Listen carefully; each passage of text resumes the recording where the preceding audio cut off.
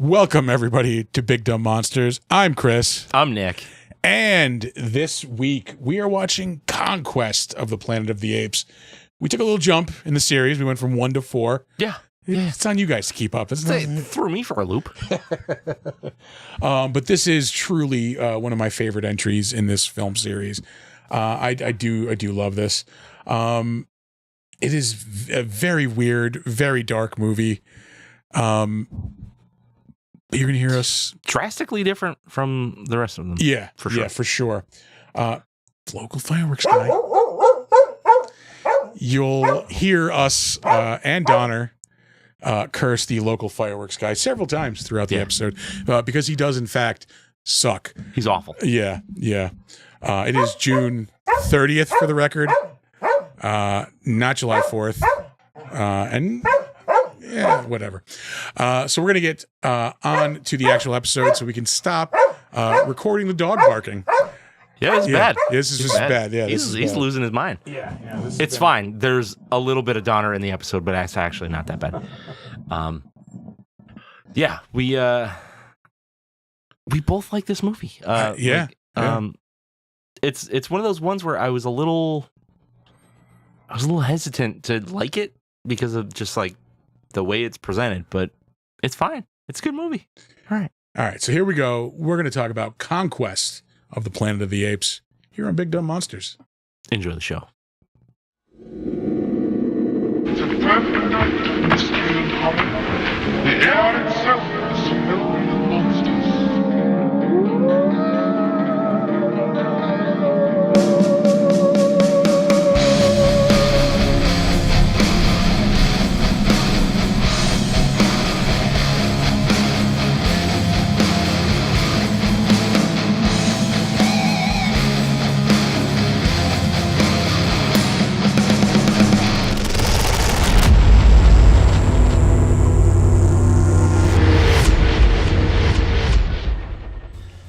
And there we are. Hey. All right. Small technical glitch. See? Oh, now you can mute the Focusrite one, because otherwise it's going to be double. Yeah, we're going to sound like a Phil Spector record otherwise. Hell yeah. Worst Ramones record. I said it. What's up, everybody? It's Monday night. It is 7:45, or shortly thereafter anyway. I do like the way my shirt is glowing in this light, though. Oh, I can turn that down while we're intro us. Take us away. Oh, shit. Hey, guys. We watched a weird-ass monkey movie today. It is. Why did you jump to the was this the fifth? Fourth, yeah. I like this one a lot. Why didn't we watch the second one? We don't do things in order here. Sometimes we do. Sometimes we do, yeah. I really like this one. This one is like probably my second favorite after the first one. Really? Yeah, oh yeah. It's kind of a mess. It is, but I like there is just some terror. Like the last 30 minutes of this movie is fucking awesome. Like it is like terrifying, like it is fucking cool. I'll give you that it's rad in moments. But The also brightness is up to 100%. That's why it's so like off-putting. Yeah. That's much better. I maybe have seen some of the other Planet of the Apes movies. I definitely saw the first one. We did it here. I don't know the last time I saw any of the other ones. So I watched the first one, don't remember any of it, and saw this one. I watched a bunch of the show when I was a kid. I know that for sure. But like, I guess it sets you up to kind of know what has happened, but like Cornelius and Zira in one of the previous movies, I assume the movie right before this one, the third one, Escape from the Planet of the Apes, came back to 1991 or no, not came back to 1971. 71. Yeah. And then Zira had Caesar, and this is Caesar's origin story. Correct. Got it. Okay. Kind of confusing. There's some monkey boning lore that you have to be up on. But I mean, they tell you, but like if you don't know who Cornelius and Zira are, you're gonna be kind of lost from the jump. Yeah. And like why did they come back? You know, like that's not really explained too much. But it is the reverse of basically Planet of the Apes. They basically salvage. Love them to death. yeah. But yeah. Hey, buddy. They salvage the spaceship from the first. Oh yeah. Salvage the spaceship from the first one. Yeah. And like as they are taking off, it is as the end of the second movie is taking place, where the planet blows up. Okay. So they're like, as they're taking off, they just see the planet explode, and then like Very Krypton. yeah, exactly. Yeah. And then like how Taylor went to the future, somehow they end up going back to the past, to modern day. Awful. This dog's got to go inside. Yeah. Bubba, come on, we're gonna go inside. Oh, producer extraordinaire is taking care of it. Bubba, come on, we go inside. No, wrong way. No, we go find mommy. Go find mommy upstairs. Yeah, we go find mommy. Yes, Donner's upset that all the dogs and cats were killed. Yeah, that is his least favorite part of these movies. There he goes. Hopefully. I hear jingling in that direction. Yeah. Door closed. Oh, he's chilling. All right, we're good. Yeah, that is kind of a bummer. Like first 10 minutes of the movie. Oh, by the way, all the cats and dogs died. Yeah. Aw. The like, I don't have a problem thematically with this movie. I understand it's supposed to be mirroring the civil rights movement and fascism and yeah, why would this be on my mind right now? Right? Yeah. Huh. Oh wow. Authoritarians in black leather who don't like these people who are different from them. Huh, how about that? It's very on the nose. Yeah. You know what I mean? Like I am totally okay with watching a movie that has, a message in it and that mirrors something else. But be more creative. Hide it a little bit. Make it so it's not beating you over the head to where you're more focused on the symbolism of everything in the movie. Yeah. And you are with being entertained by a good story. Yeah. I should be able to watch this movie and go this is a great movie because it's a cool science fiction movie about this weird transitional period for Planet of the Apes. Not this is a crazy ass movie about civil rights and fascism, because when that becomes the focus, you're taking away from it being a movie. Yeah. And it's a message. I'm totally fine with a movie having a message. It's just be creative in the way you tell it. Got to start working for Doge's big balls. I love that this takes place in local fireworks guy. Fireworks guy, still a douche. Yeah. About every 15 minutes for the past 2 hours or so, there's just been a giant explosion. Yeah. America. Exactly. Yeah. America on a Monday. Save it for the weekend. Blow them up all weekend. I don't care. We're in the middle of the week. They get started Saturday. Yeah. Yeah. Terrible. I think the reason I like this movie so much is because my favorite part of any zombie movie is the breakdown of society.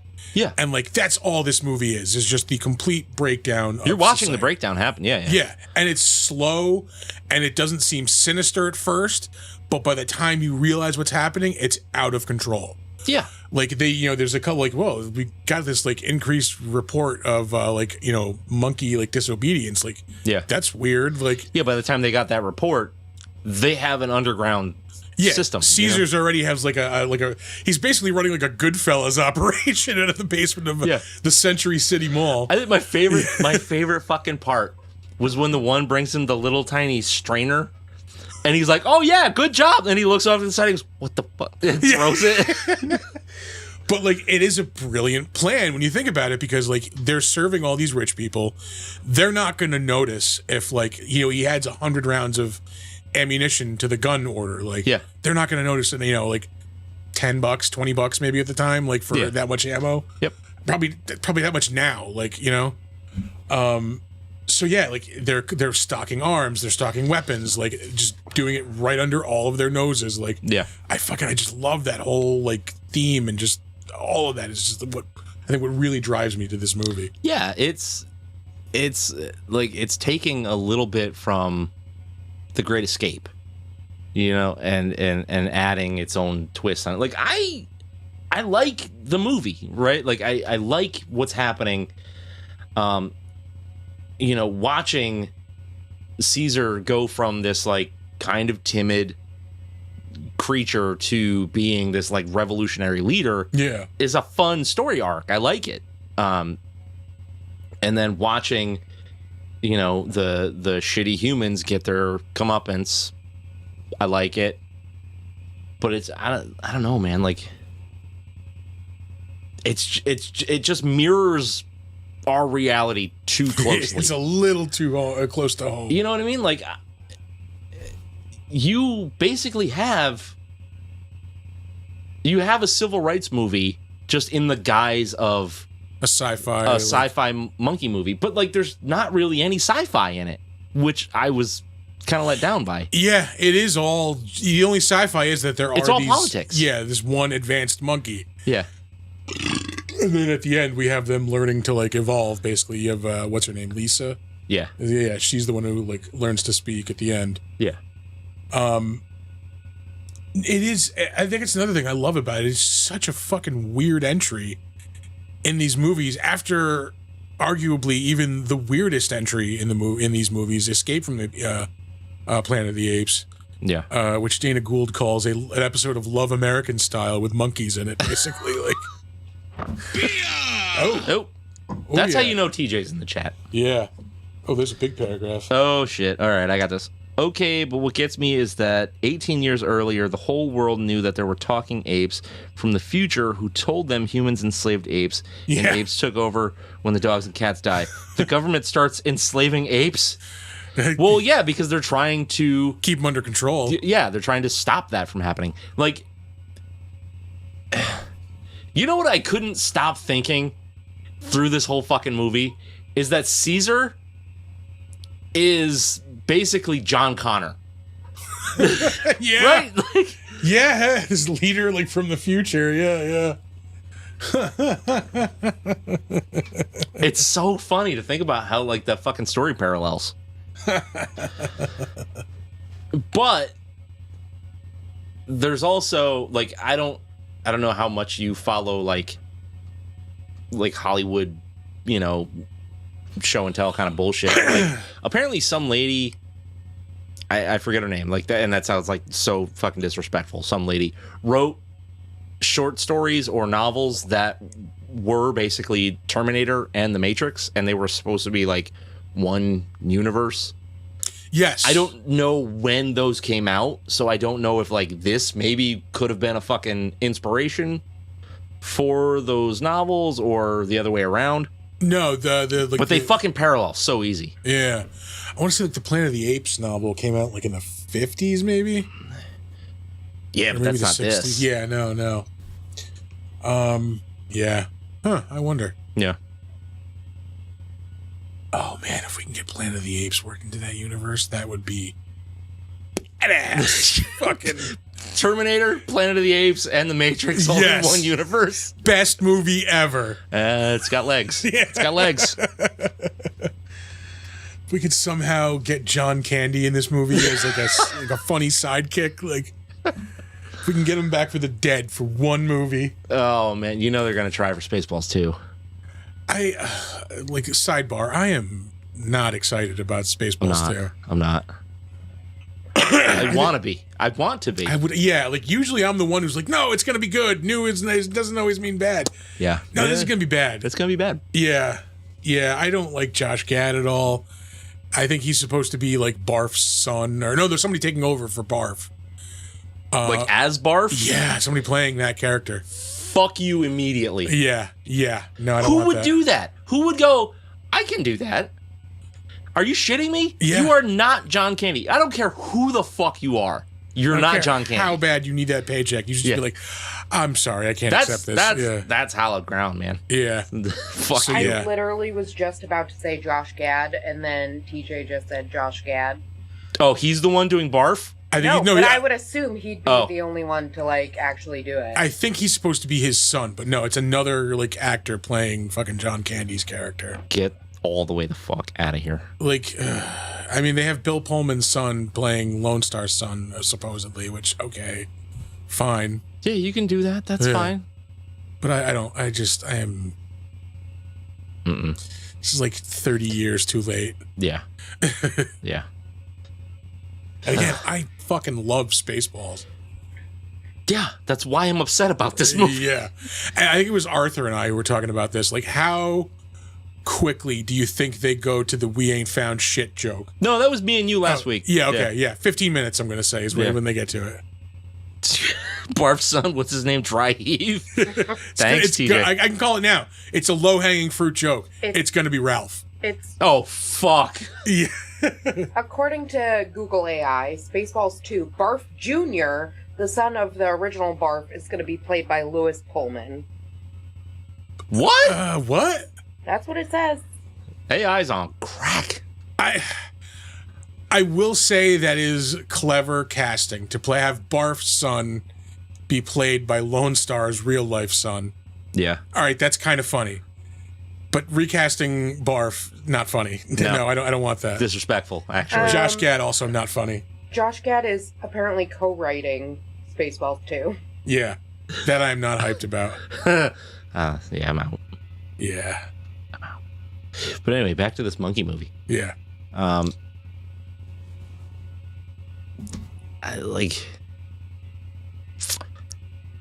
I am not a huge fan of the cinematography in this. Because I can there was understand. so much, like, shaky. It very much feels like a TV movie, even though it isn't.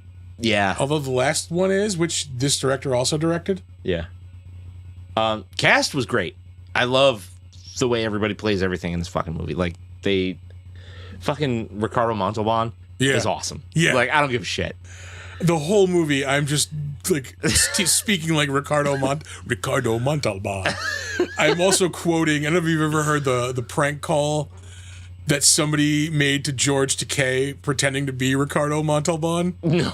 All right, we're gonna look that up after this because it's fucking hilarious. Like, Jesus Christ. because Did he's they talking. get him? They get him? He's talking to him for like 5 minutes or so. Oh, Jesus. And like it's at the end, he's just like they get George Takei to just say like, "I do not believe this is Ricardo Montalban." Like I kept saying that through the whole movie. Like fucking. No, it's fucking great.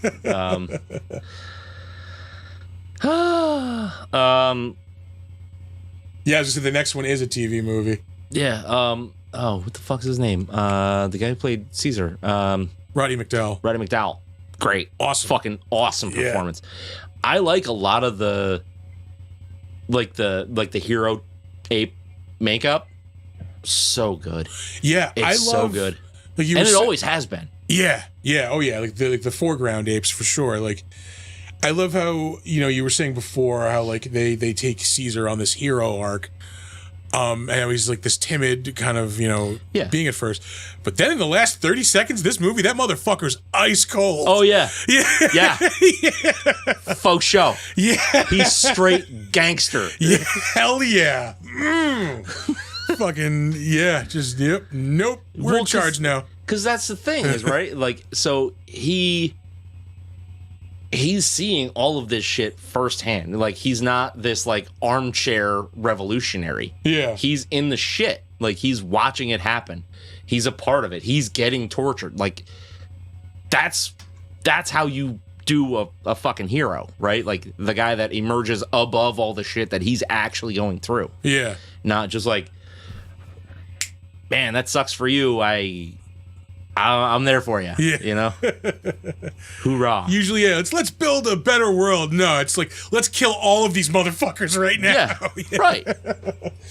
TJ said he saw this in the theaters when he was 8. This movie is surprisingly violent. Yeah. The first time one of the apes gets shot, he gets shot in the face. We're like, God damn. Because that took me back. Because, like, I mean, yeah, there's violence in these movies, but it's like B-movie, family-friendly violence. You know, like, people get hit and they go, oh. Yeah, and no, then this is like over. dirty street violence, Yeah. man. Like, one of the there's a lot of blood in this movie. Yeah, like, again, I love the end of this movie. Like, it is genuinely terrifying. There's the one scene where like they're confronting all the cops with the guns. Oh, the standoff, yeah. Yeah, and like you've got the distraction apes, like, you know, just raising a ruckus in the front. And then there's the gorillas and stuff on the roof who throw the nets down on them. And then all these monkeys just come out and start stabbing the fucking nets. I know. Yeah. Like, holy shit, guys. There's one scene where like you can actually watch him. He's like actually like up and down with the fucking knife. I'm like, that's brutal. Yeah. Like, yeah, obviously it's a rubber knife. You're watching it like bend, but still conceptually, yeah, like if you're into the story, like the act of this fucking monkey just savage, like not just one, they're all just attacking these nets full of guys. Yeah, it's so bad. Oh man, I do love this. Is my second favorite Planet of the Apes movie. It is very close, I will say, with the first Planet of the Apes. Yeah, are you talking only the like the original, like five movies? Yeah, you know, the newer trilogy is or quadrilogy now, whatever we're up to. Is it? No, I think it's just 3. Is this new? Is Kingdom part of the same like world? Oh, there's a new one coming out. No, we saw it. Oh yeah. Never mind. It was good. Yeah. Dude, fucking shot. Yeah, so I can really only speak for this one and the original. I mean, yeah, like they're drastically different movies. Yeah. No, they're all very different movies. Like you have the first one, which is just like, you know, sci-fi. It's like a classic sci-fi. Yeah, and then you have the second one, which just goes fucking way out to left field. Yeah. These weird, you know, brain mutants and fucking nuclear bombs. Yeah. And then you have the third one, which introduces time travel and takes place in the modern day. And then this one, which is like, you know, the future according to the 70s. Yeah. And is like super violent and dark. And then you have the last one, which is like kind of like upbeat and like a TV movie. And it's like, it's about like the humans and like the apes working together. Like one of the last times that ever happens, basically. Yeah. Like if I remember correctly. Yeah. Yeah. I mean, I think I really didn't dig on in this though was like all of these, and it goes on for so fucking long. All these like training sequences for like how to housebreak these apes. Yeah, like we fucking get it. Like you're cruel to the apes. Yeah, with like here's a flamethrower and a banana. Try to get the banana. Flamethrower. You know, here's disco lights. Try to pour some water. Like, like, yeah, just like. It's fine. Yeah. Just tone it down and cut some out. What else is there to say about this one? I don't know. I'm a fan. It's just very dark and very weird. It is very dark. And I do appreciate that. Like I like a dark movie. Like it's just it is my thing. But like it's got to be dark with a purpose. And I mean, I guess if you're thinking about the times, right? Like this came out in 1972. So yeah, a lot of dark shit was happening in society. Did this need to go so far into mirroring what's so actually happening? Yeah, with the message. Yeah. And I like really like that's my only gripe. Like it's so on the nose. Yeah. That's why a part of me was like the new Candyman movie was fucking phenomenal, but also really heavy-handed. Yeah. Sinners, like really heavy, amazing movie. Like I do love it. It was so good. Hitting HBO this week, July 4th. Yeah. Fucking heavy-handed as shit. Like, yeah. I don't know. Like I like a little more subtlety in the message. Yeah. I guess. I get it. Yeah. All right, I think we can move on to some ratings on this. Okay. We've been talking about half an hour. Shit. Yeah, that's fine. Oh, by the way, this was all filmed like the Century City Mall. I paid $13 to take a nap while watching Into the Woods at this mall. Oh, Jesus Last Christ. time I was in Los Angeles. And it was weird because at the time, I want to say like I wasn't aware that this is where this was filmed. Oh, really? It's like we're walking around like this all looks really fucking familiar. Like, yeah. Yeah. This is weird. Like I've been here before. Yeah. And then to find out, oh, that's where they filmed this. Like, yeah, okay. Oh. Yeah, that's like a Jade Gifts where there's like security station is. Like, Jesus Christ. That's like going to fucking Pittsburgh and going to the mall where they filmed, Dawn of the Dead and being like, these shopping at the Spencer's there. Yeah. This looks really familiar. Like, I've been here before? Yeah. But yeah, it looks exactly like that. Like it's a mall. Yeah. It's also weird, like being an East Coaster, being in an outdoor mall. Yeah. Like, yeah. All right. I'll go first. Yeah, I was gonna say go for because I'll go first. I know I'm gonna be higher than you. Oh boy. Oh, TJ says this is an 8. I gotta go 7. All right. Yeah, I think it's 7. We're not as far off as I thought. I am No. also gonna go 8 on this one, TJ. Yeah. Again, I just love like the last 30 minutes of this movie is just fucking perfect as far as I'm concerned. Captain Bald says 7. Get out of here. You're fired. In fact, next week we'll have a new producer. Supposedly. We'll have an old producer. According to the stories. Yeah. I love like the menacing feel of the end of this fucking movie. The fucking just all right. You fuckers are gonna get what what you deserve at the right now. Yeah, it's it's Rambo. It's fucking zombie movie like finales. It's like that big epic like everybody's fucking in the real shit now. Yeah. This is a classic for me. Like I really, really do love this movie. Yeah. Should have worn my t-shirt of this movie, I forgot. Damn it. Is it just like the cover? It is the Japanese poster for this movie. Oh yeah. Yeah. They always have the cooler posters anyway. Yeah, it was the first t-shirt I ever bought from T-Villain, who I buy a lot of my t-shirts from. Oh. Yeah. Like that guy. And then that statue, yeah. Did you buy that? Or they were just like, hey, you buy a lot of shirts. No, I bought that hoping, okay. yeah. Again, sponsorship. Yeah? Huh? We got something you could sponsor. Yeah. You ready for trivia? I also have a mouthful of beer, but yes.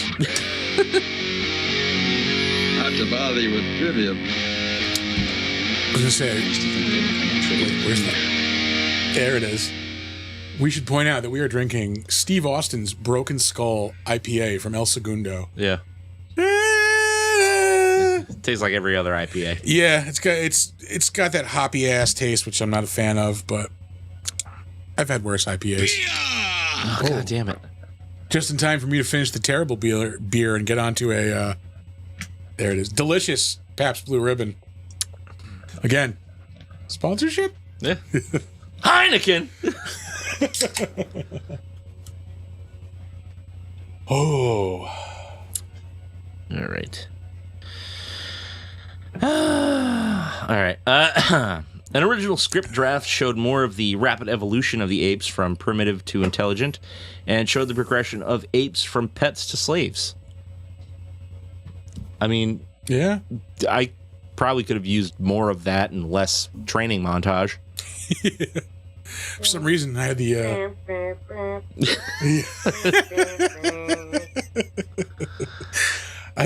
For some reason, I had the impulse to just clean and dust after this movie. My house is spotless. Yep.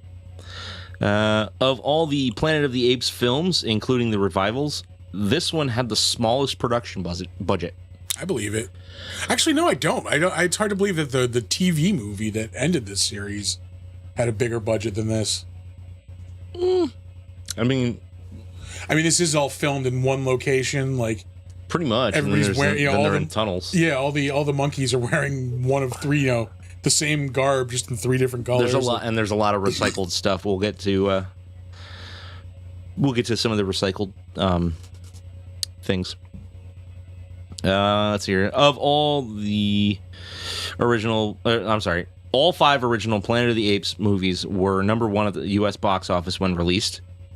Conquest of the Planet of the Apes spent 1 week as the number 1 top-grossing film the week of July 2nd, 1972. It made $4,395,549. All right. Respectable amount of money in that time. I would say so. The jumpsuits worn by the apes to save the cost of fake fur for the crowd of ape extras were leftover costumes from the 1964 to 1968 Fox TV series Voyage to the Bottom of the Sea.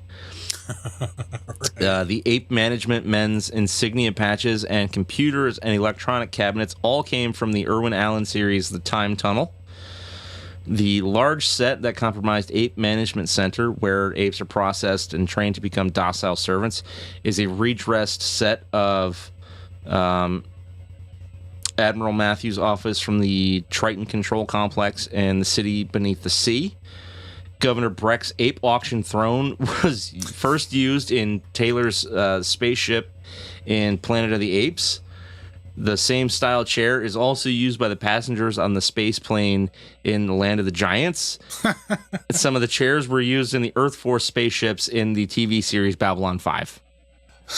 So it's just incestuous furniture, I guess. Yeah. I mean, it's the same as like Young Frankenstein using the shit from fucking Bride of Frankenstein, and Yeah. Well, that was for authenticity too. This is just we're broke and we needed the shit. That's the one. But it's also like the first episode of Firefly, so the pilot, where they're doing I think it was the first episode, not the pilot. So Train Job, where there's like the Army Marine guys in the train. Yeah, they're wearing the same helmets and uniforms as the Marines in Starship Troopers. Huh. All right. Yeah. I found this one out recently. In the movie Face Off, when like they send Nicolas Cage to like that secret prison. Yeah. And all the guys are wearing magnetic boots. Those are the Mario jump boots, Those right? are the Super Mario Brothers jump boots. Yeah. That's incredible. Yep. Star Trek Generations using Deep Space Nine costumes. I was just watching Generations earlier today. There is a Star Trek movie channel on Pluto now, and I've been watching that a lot. Yeah. Like Star Trek has a lot of good movies. It does. Yeah. First Contact is a fucking banger. Yeah, I like Undiscovered Country. I've watched that the past week. I'll say it. A lot of good shit to like. Yeah. Let's see. Director J. Lee Thompson tried to frame every shot as wide as possible and used strong primary colors of black and red during the revolt to conceal subpar ape makeup. Yeah. And to make it appear as though an army of hundreds was clashing throughout the city when actually only dozens of extras were used over a few blocks. That is one gripe, I will say. I wish the conflict was bigger. Like, I wish it seemed bigger. Yeah. Like, this really does seem like 30 guys going crazy downtown. Like, yeah, it is. And they tried, and it's just, yeah. You got to work with what the budget that they had. Yep. But yeah, I was funny. I did notice, like, there's a lot of gorillas in this finale, like, because the gorillas are all wearing the red suits. Yeah. Yep. Yeah. But, I mean, subpar background ape makeup aside, but whoever designed the ape makeup for, like, the hero apes. Yeah. It is so good because they can emote through it. Like that's especially like in the 60s when it was first designed. Like, this person should be like in a special effects hall of like that. Like today, you don't get practical as good as that today. Fucking because nobody uses practical anymore. Yeah, to have like the mouth move, the eyes move. Like, it's really amazing. I've said it before and I will say it until I die. Like, I will take okay practical effects Any day. over good CGI, because I can always tell it's CGI. Yeah, Always. for sure. But that's kind of your old man yells at clouds moment. Get off my lawn. Pretty much, yeah. Yeah. To promote this movie, 20th Century Fox arranged a bizarre publicity stunt, a contest held in Century City to find Miss Beautiful Ape among 5 young women wearing ape masks. The master of ceremonies for the contest was Gary Owens. All right. Yeah. Let's see here. And this is going to be our last trivia fact before we move on to 1-star reviews. On-screen body count. Would you like to take a guess? Whew, gee, it's probably. See, I don't know. Like, I feel like it's not going to be much because, like, they didn't have the production to make it feel like this big massacre. Mm-hmm. But also at the same time, like, I keep thinking of fucking these gorillas, like, furiously stabbing dudes, like, Yeah. trapped in nets. Let's say 30. I'll say 30. Close, but you're about half. All right. 59. All right. All right. Did you say 5? I said 55. Oh, 55. Yep. Making this the most violent film of the Planet of the Apes series. I'm willing to support that, TJ. Absolutely. That is now a canonical fact. Roddy was the one teaching them to over-emote their faces so it bled into the makeups. Yeah, great. Yeah. At that point, he's probably, like... Because Roddy McDowall's fucking awesome. Yeah, this is his 4th movie in the makeup. Yeah. All right. Are you ready to move on to 1-star reviews? Absolutely. There are only 2. I believe it. Yeah. Yeah. Likely the worst of the original movies. Fuck you. Dark, depressing, no real sci-fi. The only good thing is you see how the apes took over in at least one timeline. Again, it could have happened slightly different over the original timeline, but maybe the whole timeline is a paradoxical loop that was actually kickstarted by Taylor's landing in the future, providing spacecraft for the talking apes Zira and Cornelius to get back to the past so they could birth Caesar, who kickstarted the no periods in this fucking paragraph of the Planet of the Apes. I don't know why there's a lot of like spaces in that. This is what I think the writers of Escape from the Past of Apes were getting to, or maybe it was just a movie. Yeah. Yeah. Maybe drink less? Yeah. TJ is correcting me. This is his 3rd movie. He was not in Beneath. I forgot about that. This guy's aping other people's ideas. Yeah. Get out of here. Get out of here. I see you right there. Yeah. Fuck you. All right, and this one, Let's Kill Everybody Just for Fun is the title of that review, not my personal opinions on things, although they don't differ that much. Yeah, I was going to say, I'm good with either. The 4th film, Conquest, was brutal and violent. The apes are so brutalized in this film that when I went into the theater near the end of this film, the audience was cheering when the apes were killing the humans. Yeah. I was shocked at how people could root for the humans being killed by apes who are trying to destroy humanity. Probably because you're a privileged white guy from the sound of it. I can tell you already. I think this is a statement on how people personally loathe themselves and their existence. Yep. Nope. You missed the point. This film also ends on a negative note with humanity getting taken over by the apes. It's called Planet of the Apes. And then an off-screen nuclear war destroys what's left of the rest of the Earth. Yeah, a real family treat. How do you miss the fucking point so bad? So hard. Yeah. Like... Did you only see the end of the movie and you give it a 1 star? He's talking about seeing the ass end of this movie in the theater. So he's like, I saw this movie 50 years ago. Yeah. It's like 10 minutes of it. Why aren't people cheering for the oppressors? I don't get it. Why, yes, I was a Bush voter and a Trump voter. Oh, Christ. But yeah, that's it for 1 star reviews. Like one guy who's obviously drunk and the other guy who's obviously white. Just not getting the point at all. Yeah. I can't believe they killed that nice vampire in Sinners. What? They're so well-mannered. Yeah. Did you see the dance? I did, and I dug it.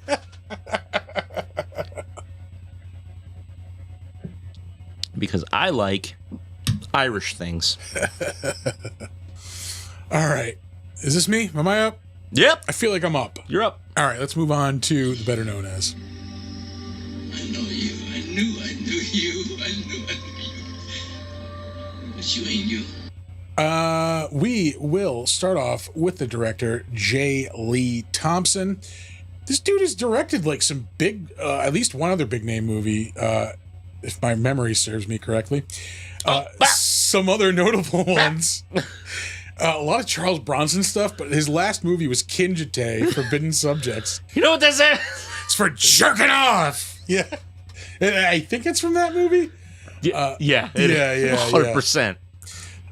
He also directed Death Wish 4, The Crackdown, Murphy's Law, 1986, King Solomon's Mines. That was an Indiana Jones ripoff from 1985. If I must.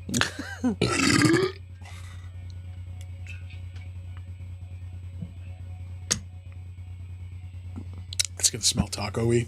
Oh, good. Taco Bell for lunch. The Evil That Men Do, 1984, another Charles Bronson action flick. Yep. The White Buffalo, 1977, The Blue Knight, Huckleberry Finn, 1974. He also directs Battle for the Planet of the Apes in 1973. McKenna's Gold, 1969. And another really, really big one. Taras Bulba, 1962. Ooh. He directed the original Cape Fear, also 1962. Sick. That movie is so good. In 1961, he directed The Guns of the Navarone. God damn. I'm the motherfucking Guns of the Navarone, to quote Jules from Pulp Fiction. Yeah. The Guns of the Navarone, fucking huge movie. That'll do So it. was Cape Fear. Like, Yeah, are Cape Fear. Robert Mitchum, I think, is the Robert Mitchum, the original. Yeah. I love the De Niro one. I think that was the first time anybody ever saw love and hate tattooed on somebody's knuckles. yeah. Oh yeah, the De Niro one was super good. Who is that? That was De Niro. De Niro, Nick Nolte, and Jessica Lange, and Juliette Lewis. Juliette Lewis. I was trying to think of what the fuck. Juliette something. Yeah. All right, moving on. Roddy McDowall, who we have talked about before multiple times. At least twice. Yes, because he is, of course, fucking. Ooh, Jesus. Pardon me. Cornelius in the original Planet of the Apes. He is in all of the movies except, of course, for Beneath. We also talked about him in the original Fright Night from 1985. Peter Vincent. Do love that fucking movie. Yeah. It has been a while since since I've seen it. We in the royal sense. Well, I think we saw it at the same time the last time. When we did it on the show, yeah. I don't remember if I watched it before we talked to Amanda Burse and what's his name? I don't know. Steven something? Whatever. Yeah. We talked to them. They were awesome. So we're not going to spend too much time, but I will point out that he did a voice for an episode on Godzilla, the animated series. It was pretty good. Yeah. It was pretty good. Godzilla fans do love that series. I did not watch it at the time, mostly because I was 20 at the time. Yeah, because when you were 20, you weren't watching cartoons. Shut up. Yeah. Correct, but fuck you. Uh-huh. Yeah. That's what I thought. He was in 6 episodes of the Pinky the Brain cartoon also. He was the voice of the Mad Hatter in a couple of episodes of the Batman animated series, the new Batman Adventures. I think that was the second incarnation. I think it was Batman the Animated Series, then the new Batman Adventures, and then Batman and Robin, the animated series. Because it kept changing titles so every couple of years, yeah. Yeah.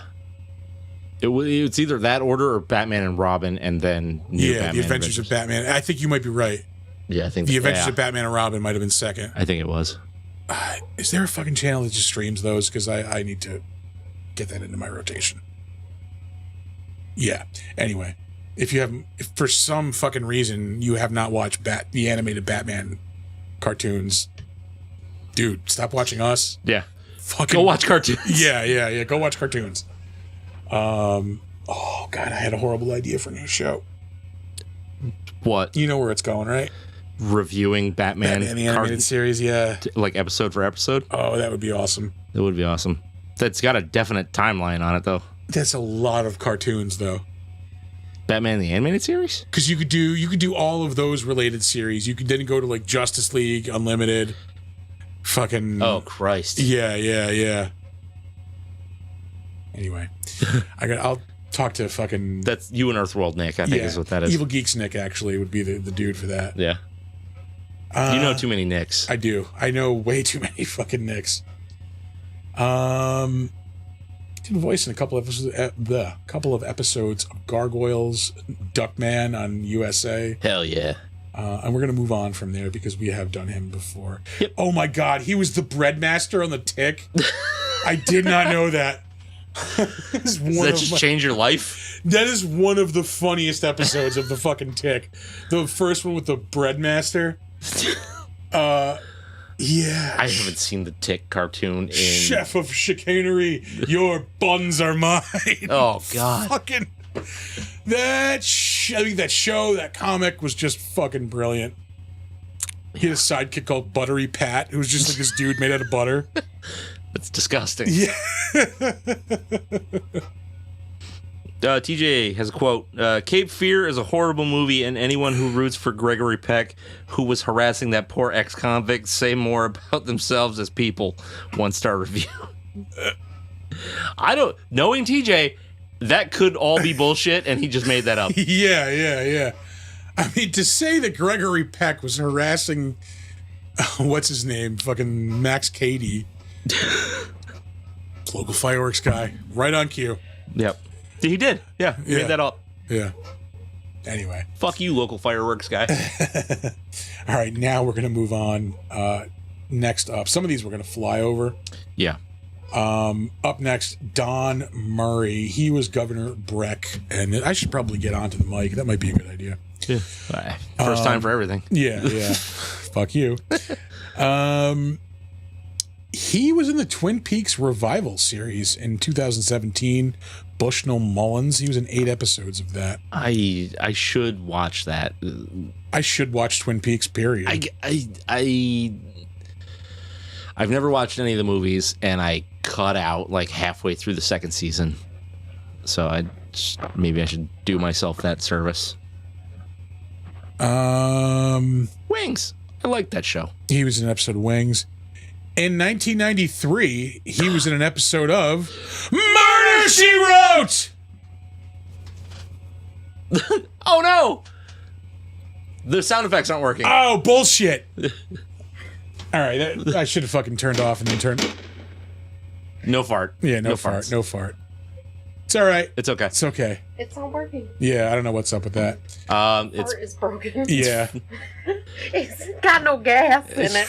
ain't got no gas in it. He was also in an episode of Matlock in 1987. Hell yeah. I'll just spoil the surprise. We're gonna get close to the Pentaveret, but we're not gonna hit it. Aw. Aside from that, most of the people on this list are here because they're in like either Murder, She Wrote or like a Pentaveret show. Yeah. He was in 34 episodes of Knots Landing. I have never seen an episode, but I remember my mom being really into that when I was a kid. Yeah, I remember reruns and skipping them every time it came on. That and Picket Fences. I was like, I don't know. Yeah. I don't care. Yeah. I want to watch Captain N. Thank you. Again, he was Governor Breck in this. Other than that, I think that's really about it. Yeah, nothing here is ringing a bell. We're into the 50s at this point. Yep. We're going to move on. Up next, we have Ricardo Montalban. I do not think this is Ricardo Montalban.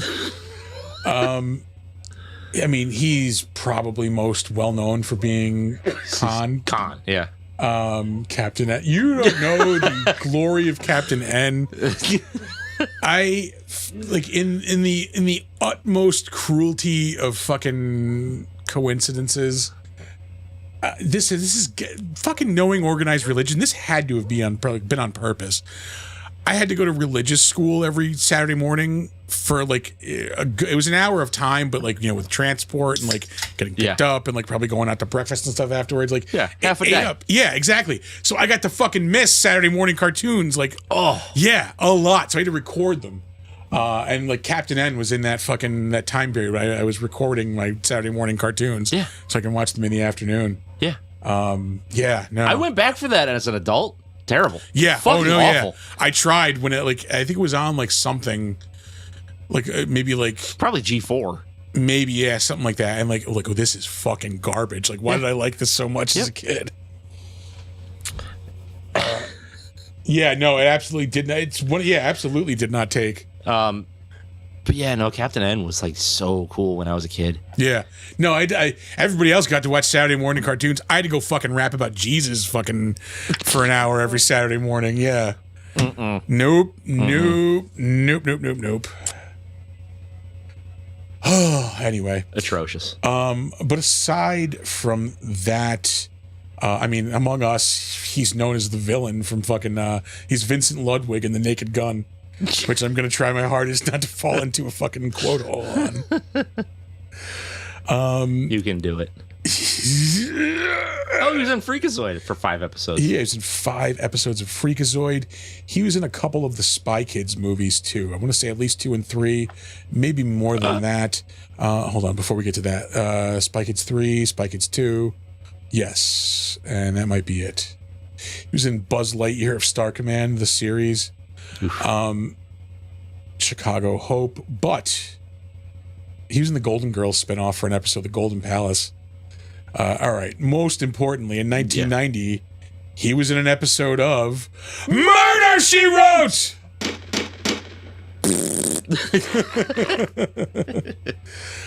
In 1988, of course, he was Vincent Ludwig in the greatest fucking movie ever made, The Naked Gun from the Files of Police Squad. It's so fucking stupid. It's the dumbest, best movie ever made. For real. Just fucking Leslie Nielsen in Ricardo Montalban's office trying to hide the fact that he dropped the the unbreakable pen that's only like susceptible to water. Yeah. And he had the rare fish. The lionfish. He fucking stabbed it.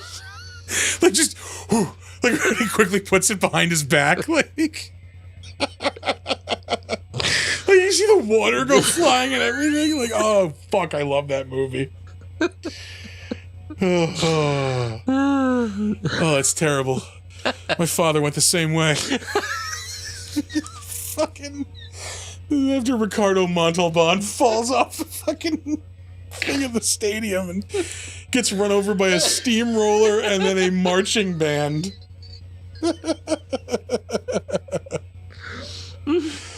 Oh, your wife's pregnant again. If I find the son of a bitch that did it. Oh. All right, let him up. The captain's had enough. I'm boiling a roast. How hot and wet do you like it? Awfully hot. Very wet. I fucking truly, like, I love that movie so much. It's so good. To the point that I yelled, "I must kill the Queen" at Reggie Jackson. I absolutely did. Yeah. We went to a Yankees spring training game. We were on spring break. It was 2000. And I'm like, that's fucking Reggie Jackson. I'm like, Reggie, I must kill the Queen. Nobody had any idea what I was talking about. Yeah. Did Reggie? Nope. Oh, God. Oh, man. Anyway. Aside from that, he was Mr. Rourke in 154 episodes of Fantasy Island. Yeah. Again, he was Khan in The Wrath of Khan, 1982. This man has been aboard the fuck boat. Ooh, yeah. 1980, he was on, he fucked on the high seas on the Love Boat, 1980. He was in How the West Was Won TV series, 78. And aside from that, I mean, like, he was just on a lot of, like, TV shows throughout the 70s and 80s. Yeah. Columbo, Wonder Woman, The Mark of Zorro. He's just like a TV personality. Yeah. You have seen Ricardo Montalban in something, or selling fine Corinthian leather. Oh, God. And other things. Jesus fucking Christ. Another thing I kept saying while watching this movie. Up next, Natalie Trundy. She played Lisa, the chimpanzee in this movie. I saved her. She is in every single Planet of the Apes movie except the first one. Oh, wow. Yeah.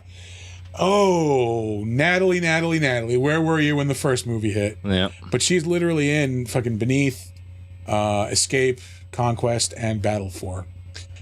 She was in an episode of Quincy. Hey. So hitting another point on the Pentaveret. I gotta tell you, I've never seen an episode of Quincy. I remember it from when I was a kid, but I couldn't tell you much about it. Yeah. Not really much else, I think, to mention beyond that. Perry Two Mason. episodes of Perry Mason, Wagon Train, Twilight Zone, Bonanza. Hey. We're going to move on from there because I don't think there's much worth mentioning past that. Now we're at the end. Up next, Lou Wagner. I saved him. He is, in this movie, he's like the busboy that they're training to get used to fire. Oh, okay, yeah. I saved him because he is Lucius in the fucking first Planet of the Apes movie. Like the hippie, like teen ape, like yeah. The one that like Charlton Heston tells never trust anybody over 30 or whatever. Yep. Aside from that, I really don't think there's much mentioning. It's in 8 episodes, that series on Fox, Raising Hope. An episode of My Name is Earl, 3 episodes of Yes Dear. So yeah, a lot of sitcom work in his later years. Yeah. But yeah, I saved him because he was he's in a couple of Star Trek things. Deep Space Nine, Next Generation, The Golden Girls, the most famous Star Trek property. Yeah. Up next, John Randolph is in this movie. He is the chairman. I don't remember chairman of what. He is most famously fucking Clark Griswold's dad in National Lampoon's Christmas Vacation. Oh, yeah. Yeah. Aside... I saw that he was also in Serpico, and Serpico is fucking awesome. I have not seen that movie in a long time, but yes, he is in Serpico. A lot of TV work in his later years. He was in an episode of ER, Seinfeld. He played Frank Costanza for like one of the early episodes of Seinfeld. I forgot about that. He was later played by, much better, no offense to John, by Jerry Stiller. He was in an episode of Married with Children in 1991. Clark Griswold Sr., 1989. He was Jackie and Roseanne's dad in Roseanne. Al Harris. Oh, Jesus, yeah. Shows up 2 episodes of Matlock. That's 3 points of the Pentaveret. Yep.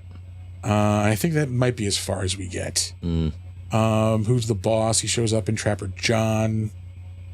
He's in Pritzi's Honor with Jack Nicholson. Quincy shows up. A lot of people in this movie were in Quincy. We're going to move on from there. Private Benjamin. That was Goldie Hawn? Goldie Hawn. There's a TV series, though. Oh. Yeah, I remember that when I was a kid. I don't know who was the... Lorna Patterson. Nope. Don't remember who she was.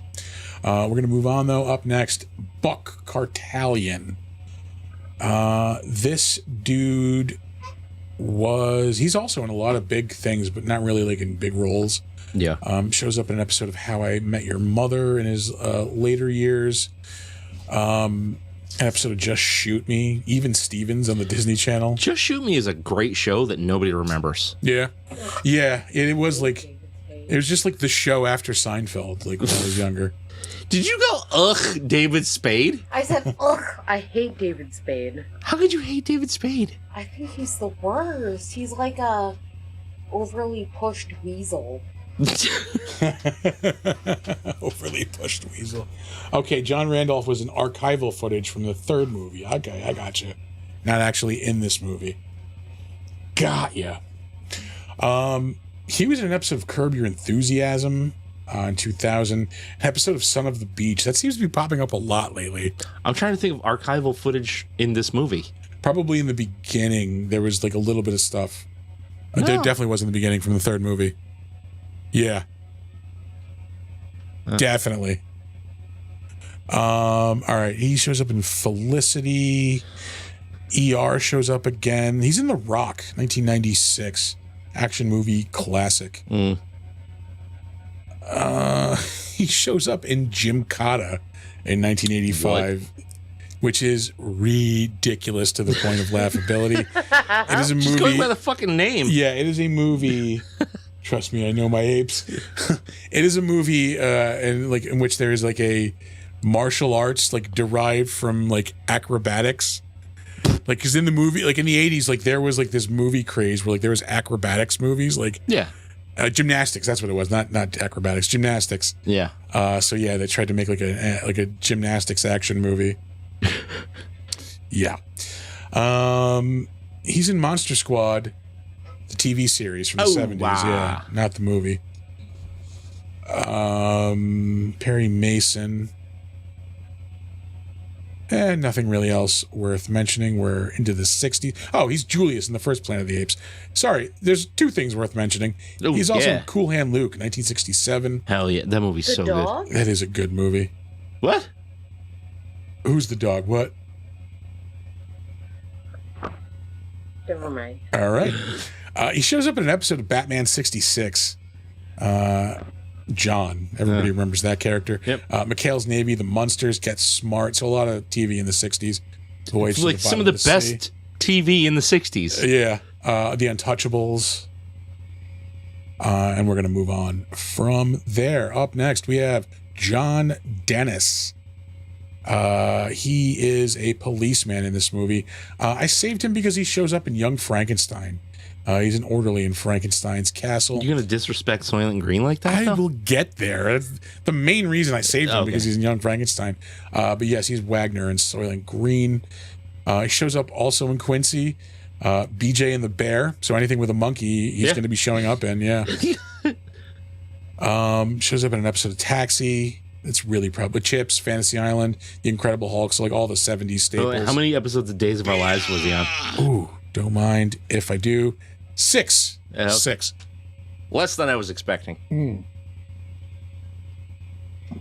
that's how you drink 2 beers in less than 3 segments. Like, Jesus Christ, 6 episodes of Days of Our Lives, that's like 2 days worth of work. Not even. That's like a half a day's worth of work. He's in High Anxiety in 1977. Didn't love it. Yeah. Didn't love it. I don't know. I might need to rewatch. I've like probably since I've seen that scene more Hitchcock. So yeah. Kolchak, the Night Stalker. He's in Kolchak, the series. Coincidentally, he's in Moving On in 1974, which we're doing. Oh, Local fireworks guy right on cue. I hate that motherfucker so much. Paul Comey is in this movie. He is the second policeman, not the first one. Oh. He also shows up in the original Cape Fear. Yep. This dude closed out his career, unfortunately, with a guest spot on Baywatch. Ooh, 1995. Highway to Heaven.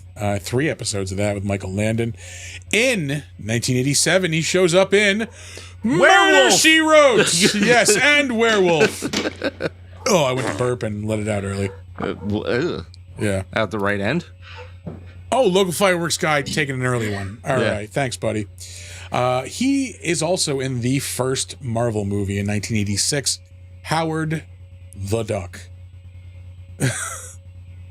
Was it the first Marvel movie? It was indeed. Oh, that's right, because the Spider-Man stuff was TV movies. Stuff, yeah. It was all TV movies. Local fucking fireworks, guys. I guess it's prime time right now. Yeah. He is in Death Wish 2, another Bronson action movie showing up. Dallas has shown up a lot tonight, too. I just haven't mentioned it. Man, those Death Wish movies are such diminishing returns. Yeah. Like, one is amazing. And none of them reach that. Did we do ever again? 3? I think we you guys did 3 on the defenestration hour. I forget what we have coming up next. I'll check at the end of the episode. Yeah. It's not going to be this week, though, because it's July 4th. Last up, we have Jordan Gump. Yep, that's him. Jordan Gump.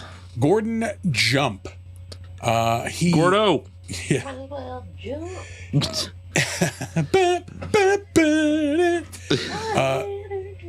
He was the ape auctioneer in this movie. He is probably most well known as the station manager in WKRP in Cincinnati, in the original series and the revival, like in the 90s.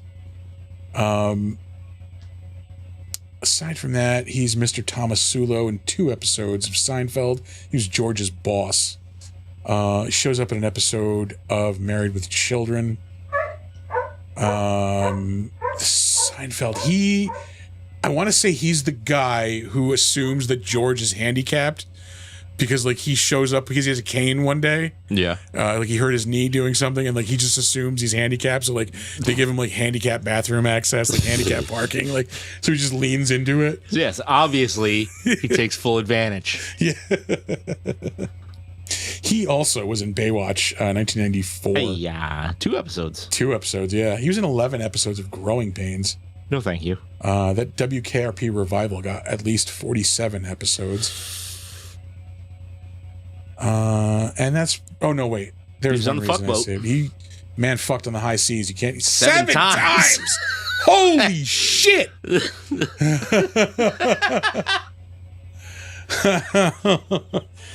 That is a lot of ocean fucking. So the man would be an expert, I guess, after 7 episodes. Jesus Christ. He was Maggie's father in Growing Pains. Jesus. How the fuck do you know that, TJ? We'll close out on 2 things. The Golden Girls in 1986, he shows up in again. Yep. But in that same year, he was also in Murder, She Wrote! Amazing Stories, Night Court.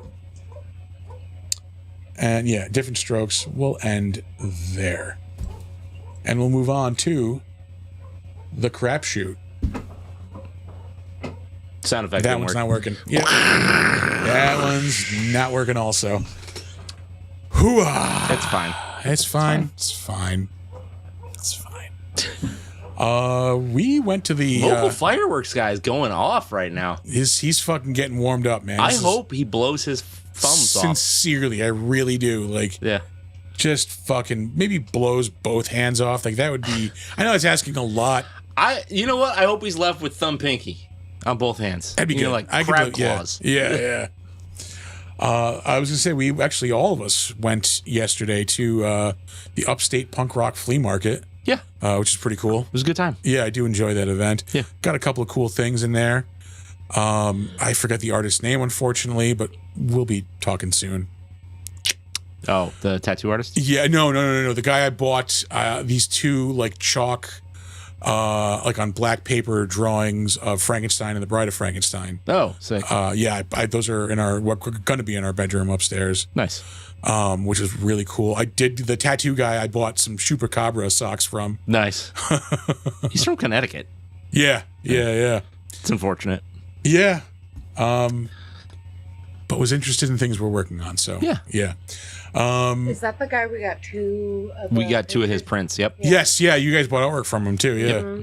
Yeah. Really good stuff. I think it was one because me and Amanda were walking by. I'm like, oh, that's fucking cool. And she's like, Nick just bought the same print. I'm like, oh. We got the bat. Yes. Head with the flowers around it. Yes, and that was the one. Ghost with something. All right. Was holding a candle, I think, or maybe it was a candle with a ghost around it, something like that. All right. Yeah. But yeah, I got some cool stuff. Got some stickers, which I need to put up around the studio. Yep. Yeah. No. Cool vendors. Great venue. that Arctic blast right in the center. Yeah. That one artist I Wild. felt so bad for. This Yeah. little dude was just like, Scrawny. yeah. Scrawny human being under all of the air conditioning. Like, it wasn't just a slight breeze. Yeah, it was a fucking blast of cold air. Yeah. So hopefully he survived. Aside from that, anything else going on? Let's see. I mean, we went to the farmer's market Saturday, but we kind of always go there. Yeah, I keep meaning It's to go, and like I just never It's a good time. do. Yeah, You could get fucking wrecked on booze samples. Yeah, yeah. Yeah. I was like going, like getting some good ass bread from somebody, like some fresh made bread, and like Yeah. some kind of awesome dessert, and Yep. yeah, Yeah, I Hitting the really samples. like going there. See, what else did we do? I did all the Summerween shopping. Oh yeah, Summerween is hot right now. They had a cool like Summerween T-shirt on T Villain today. Again, shout out to T Villain. Yeah. Sponsorship. Yeah. It was Jaws with like a skeleton in his mouth. It just said like summer, getting ready for Summerween. Yeah. No, like the TJ Maxx, Marshalls, Home Goods, At Home, they've all got Halloween shit out right now. But it's all like, do they? yeah, but it's all like summer themed. Oh no, it's about the regular Halloween shit. Like, Well, because it's Summerween. yeah. Not all of it. I have Some to is shop for Summerween. decor for the house. God damn it! Like, Yeah, Yeah. exactly. Yeah, like she just said, like not all of it is, but a lot of it. So like it'll be like, like she got towels that are like little popsicles on them, but they're like spooky. yeah. Yeah, little coffin-shaped ice cream sandwiches. I got ghosts like I want a coffin-shaped ice cream floating on sandwich.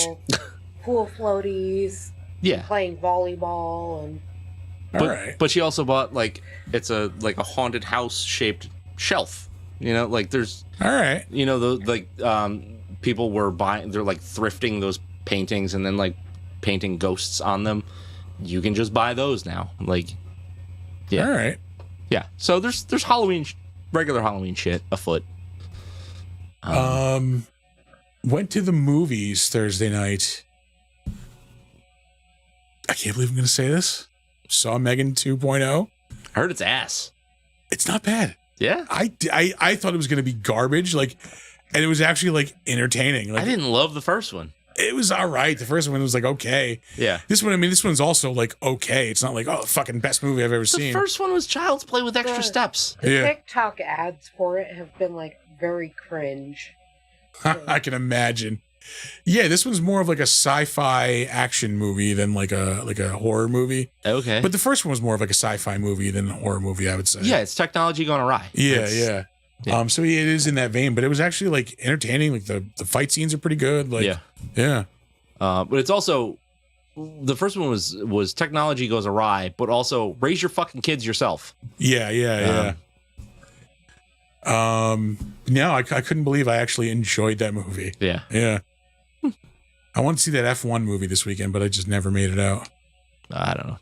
I was Brad like, Pitt. yeah, Brad Pitt. Didn't he do another F1 movie like a while ago? I don't think so. Not that I remember anyway. Who knows? Oh, It looked kinda no, maybe it wasn't F1. Wasn't he in like Ford versus Ferrari or something? No, that was Christian Bale and Matt Damon, which is another Oh. like surprisingly really good movie. Yeah. Like, I'm not a 'cause that car- was like a drama. Yeah, I'm not like a car guy, but like that Yeah. movie was really fucking good. Yeah. What else did I do this week? Yeah, I was like busy all weekend, yet somehow like I don't really like do much. Yeah. The fuck did we do Saturday? I went to the Funny Bone Saturday. Oh yeah? Who'd you say? Shane Torres. I heard him on like Burt Kreischer's podcast a couple months ago. He was pretty funny. Yeah. And they were like they had free tickets this weekend, so I'm like, fuck it. Yeah. He was goddamn hilarious. Glad Yeah. we went. Yeah. Yeah, I should probably sign up for the Funny Bone emails because they They send have out free tickets all the time. Yeah. Yeah. And like I never usually get them, but like fuck it. Like what else am I gonna do? Like It's free. Yeah. Fuck it. I mean, you go and you pay for drinks? yeah, I'm gonna go out to dinner anyway and get drinks and stuff. I might as well get the drinks at a comedy club and watch a show. Yep.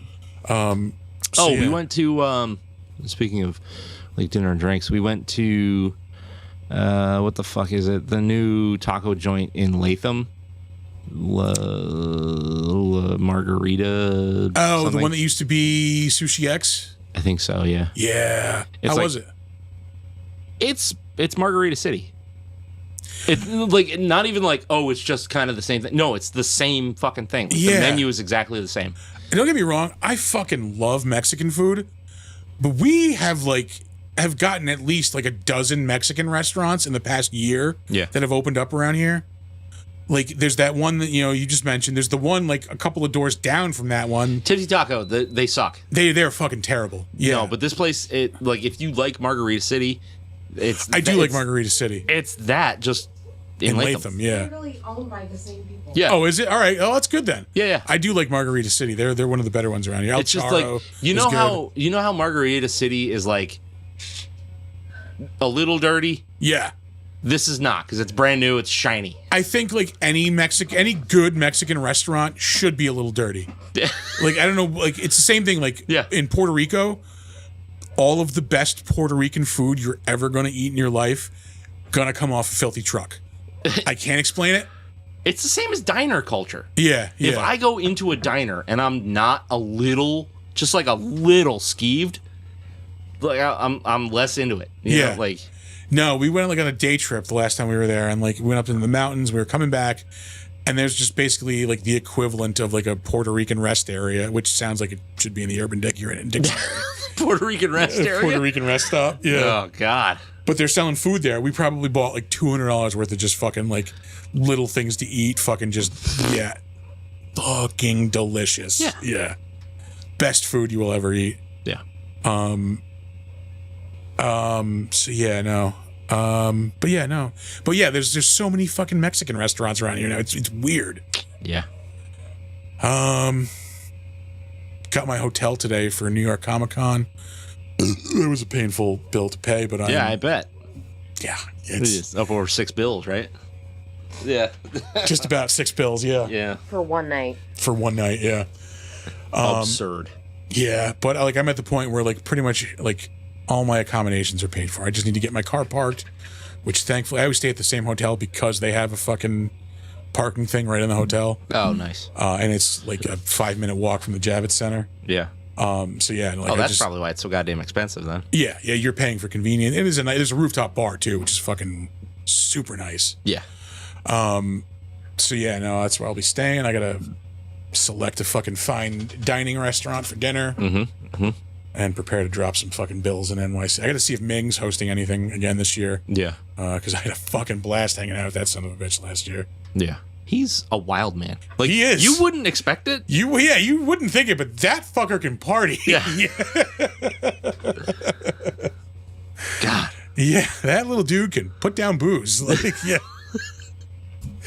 I don't mean to party snitch, but I'm just impressed. Fucking respect the game. Game respects game. Yeah. I thought I had a high tolerance. Yeah. Dude, that's all he does. Yeah. It's cons and party. Yeah. So yeah, no, I paid through the nose for that today. That's really it. Oh, I am genuinely super excited about that thing I texted you guys about Tampa Bay today. Oh. They announced Henry Winkler as a guest. He just seems like the genuinely nicest guy. Yeah. Yeah, like From everything I've ever heard about him, he is so nice. like his social, like either his Twitter or Facebook or whatever, is just pictures of him fishing and like holding up the fish that he caught and looking happy as like anybody can look. And they're like just huge smile. Like, I fucking need more of that energy in my life. Well, like, here's the thing. What's he got to bitch about? He's probably still to this day, probably makes a ton of money for being Fonzie. Yeah. Just like on royalties. Yeah. I mean, yeah, fucking. Fuck, Adam Sandler's probably got him on fucking, not layaway, retainer. There you go. Fuck. But yeah, I'm at the point where I've been to so many conventions. Like I've talked to so many people that celebrities don't like impress me much anymore. I am gonna get a picture with Henry Winkler. Like, yeah. Yeah. It's just like, Yeah. The Fonz. It's covered in bees. Oh my god. I have a Fonzie coffee mug. No shit. Plastic Fonz coffee cup. Maybe I can get that signed for you. Yeah. Like, yeah, no, just seems like he's just radiating positive energy. Like, Yeah. fuck, if I could host a panel with Henry Winkler, that would be amazing. I doubt he's doing a panel. I fucking doubt it also. But, like, if there's just some stroke of luck, that would be nice. Yeah. And hopefully another friend of the show is going to be moderating. Oh, Ken Reed. Yeah. It sounds, from what I saw of the conversation, it sounds like they were all. Did you get any notice about panels you are going to be hosting? It's not out yet. Should be out soon, the dude was saying. So, yeah, I'll let everybody know what I'll be doing down there. Yeah. But that's coming up in like 4 weeks. That's coming up super fast. God damn. Yeah. It snuck up on me. So, yeah. I am genuinely hyped for that show. Going to go see Dana Gould that weekend. Hyped for that. Gonna be a fun. It could be a legendarily fun weekend. Yeah. If all the stars line up. Yep. TJ says he has a new show coming out about weird history. Who? Winkler? Winkler? All right. I will ask him about that. I'm down for that. Yeah. I would watch that.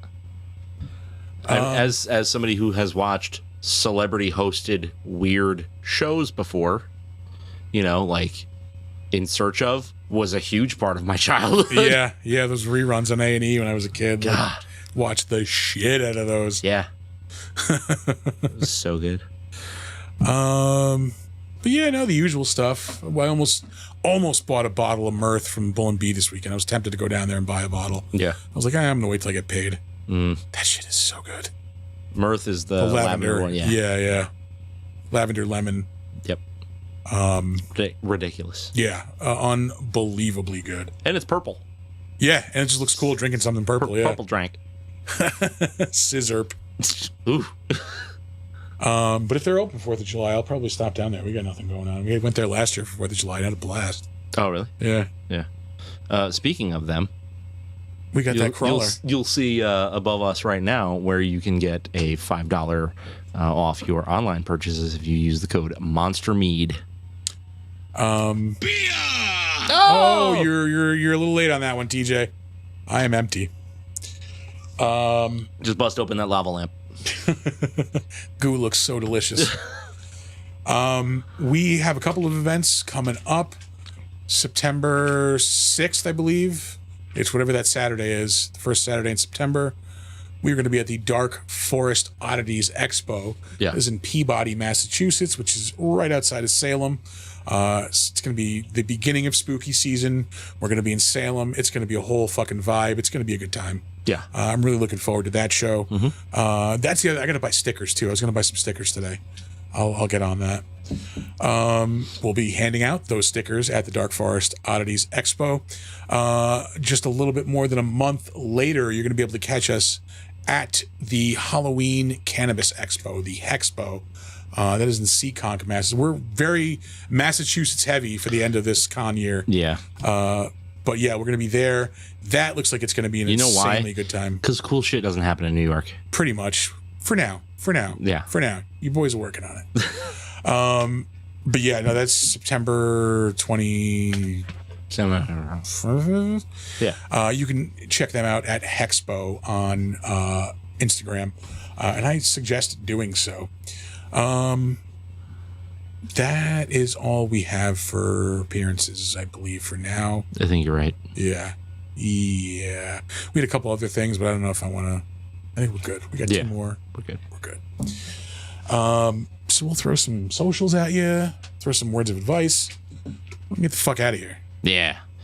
So our website is www.bigdumbmonsters.com. Local fucking fireworks guy. Local fireworks guy can suck it. Yeah. If you have suggestions for our show, movies we should watch, beer we should try, ways to improve the show, you got critiques, you want to work with us, you want to have us host a panel for you, host trivia for you. Exactly. You're just sitting there with this event and you're like, how do I I have a thing, I don't want to host it. Who should I get to host it? Us two. These two right here. Yeah. Email us, bigdumbmonsters@gmail.com. Let's see. What else we got? You can find us on Slasher, the all horror social network. We are Big Dumb Monsters Podcast on there. You can also find us occasionally, not too often anymore, logged into our Steam account as Big Dumb Monsters. You should check us out on Instagram and Threads at big_dumb_monsters. Threads is like surprisingly like a responsive and like interactive community. There's a lot of people Is it actually, really? yeah, who will actually like respond to you and like, yeah, it's not just like a dead like thing. Although I'll give it a week or two, I'm sure they'll fuck it up somehow. Yeah. But yeah, you should check us out on both Instagram and Threads at big_dumb_monsters. We followed a bunch of people like in the past couple of weeks just from all the events we've been going to and collecting a bunch of contact info. So if you're new, thanks for showing up. We appreciate it. Yeah. You should, if you're listening to this, in the past, man, if you're listening to the podcast version of the show, You're living in the past, yeah, man. live in the now, man. Also, you're living at your own convenience, and I respect it. Yeah, but live in the now, man. Hey, man, I put a lot of work into the podcast format of this fucking Not show. that we don't appreciate it. It sounds amazing. Yeah. But you should watch the show also when it streams live every Monday night at 7:45 p.m. You can find that streaming on both YouTube and Twitch. We'd appreciate follows or subscriptions on either of those platforms. Maybe like a few videos, throw a few thumbs up our way. Yeah. It really, really helps us. And if you listen to the audio podcast too, throw us a thumbs up or a review, Yeah, whatever you want to do. subscribe. Yeah, subscribe. Review. It all helps us out. Yeah. Helps your boys out. Also, the best thing you can do is tell somebody. Because they could dig on the show, and then they can tell somebody. Don't be fucking annoying about it, all right? Yeah, Don't be that guy who's like, no, you gotta listen to them. Like, no. It's like push us, but like, Be like, hey, man, I Yeah. heard you like monster movies. There's these podcast here you guys. go. Yeah. They review them. Maybe you should check it out. Whoop. There. Yeah. That's how it. That's how. That's it all you goes. gotta do. That's Yeah. all you gotta do. But yeah, no. Be either way. Be both. Be annoying too. Fuck it. I don't care. Lose your friends. I don't care. They're not my friends. Yeah. You should check us out on TeePublic. That is tpublic.com. You can search for the Big Dumb Monster Store there. They are about to start having a sale starting tomorrow, July 1st. July 1st through the 6th. Everything is 35% off, so you should go get your hands on some Big Dumb Monsters merch. Get like a $6 T-shirt. Exactly. Help your boys out. It really, we really appreciate it. Yeah. Every little bit really helps and counts. And that's all we got to hawk for this week. Yeah, That is it. that is it. All right, we're gonna leave you guys with some words of wisdom, like we always do, and let you get back to your Monday night. Don't let ghoulies eat your ass. And never sleep in a deathbed. Bye.